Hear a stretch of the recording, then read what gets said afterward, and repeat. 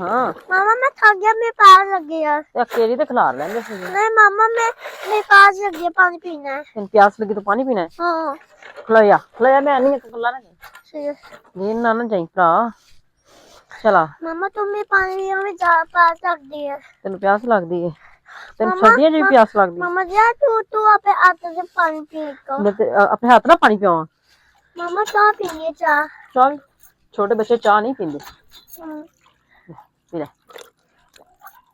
बस और चल शाम होंदी भी चला जल्दी जल्दी खिला रही है फिर चलने ठीक है मामा हाँ तू जल्दी जल्दी जल्दी पीछे घर जल्दी। तू अपनी ट्राली भर ली है मामा तो और परो हैं ट्राली भरो। ट्राली मैं भरा हाँ खलोया मामा पूरा भर दो पूरा। पूरा भर दा हाँ ए मामा और